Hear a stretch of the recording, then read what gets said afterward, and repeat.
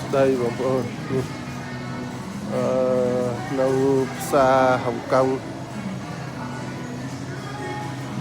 ទូរេននេះវាមកពី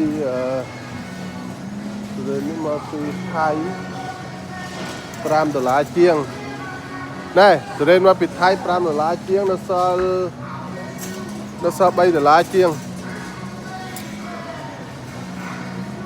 ទូរេននេះវាគេអត់ទិញវាថោកទេទូរេន$10ជាងនៅសល់អានេះបត់ថៃដែរมันផងស្អីគេនេះទូរេនបងប្អូនទូរេន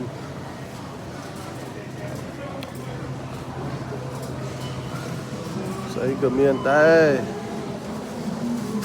នេះ YouTube ចូល YouTube នេះឯងឡើង YouTube គេមើលមុខម្ដង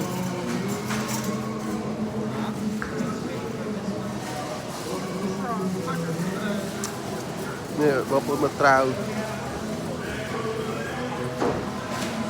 ត្រាវធំមើលទៅលោ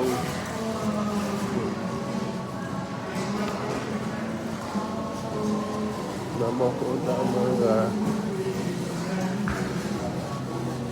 អានេះនៅH Mark យើងនៅណាត់បងប្អូនH Mark H Mark ហៅតាមតំបន់គេ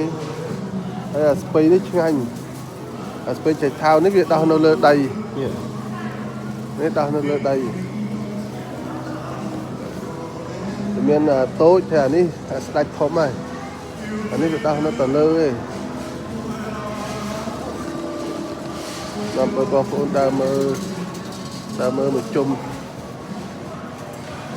នេះបងប្អូនមើលនេះស្អីក៏មានដែរវាទៅសម្បូរអានេះនៅស្ទ័រេវាសម្បូរបែបសម្បូរច្រើនហ្មងហើយមនុស្សក៏ច្រើនដែរមនុស្សចូលទិញមិន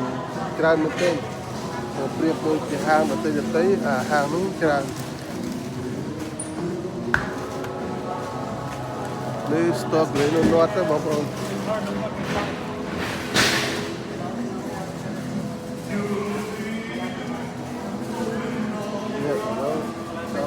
seafood frozen តាមខាងកកអានេះខាងកក seafood អានេះ ice cream អាស៊ីយើងណាមកហូ ice cream